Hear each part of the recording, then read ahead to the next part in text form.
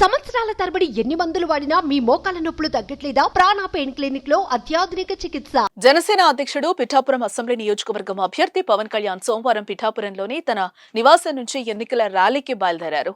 ఉదయం 11 గంటల ప్రాంతంలో జనసేనాని కారులో బయలుదేరగా పెద్ద సంఖ్యలో అక్కడికి చేరుకున్న అభిమానులు నినాదాలు చేస్తూ వెంట నడిచారు.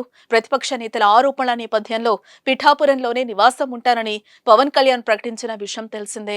ఇందుకోసం ఆయన ఓ ఇంటిని కూడా కొనుగోలు చేశారు. సోమవారం ఇక్కడి నుంచే ఎన్నికల ర్యాలీకి బయలుదేరి వెళ్లారు. ఎన్నికల ప్రచారంలో భాగంగా టీడీపీ స్థానిక నేత వర్మ ప్రసంగించారు. 4 నెలల క్రితమే పవన్ కళ్యాణ్ గెలుపు కోసం పనిచేస్తానని బాబుగారికి మాటిచ్చానని చెప్పారు.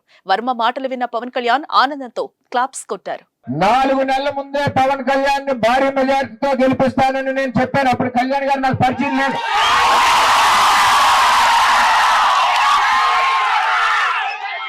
ఈరోజు మెజారిటీతో చంద్రబాబు నాయుడు గారు ఇచ్చిన మాటకి పవన్ కళ్యాణ్ గారిని గెలిపించాలని పనిచేస్తా ఉన్నాం. మనం నేను చంద్రబాబు నాయుడు గారిని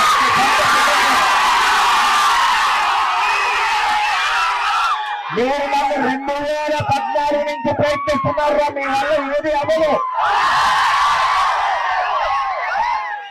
మచ్చలేని వాడిని, తప్పు చేయని వాడిని, మాట ఇస్తే మాటకు కట్టుబడి ఇవ్వమని చెప్పి తెలియజేస్తా ఉన్నా. సుమన్ టీవీలో మీ పర్సనల్ అండ్ బిజినెస్ ప్రమోషన్స్ కోసం కింది నెంబర్ కి కాంటాక్ట్ చేయండి.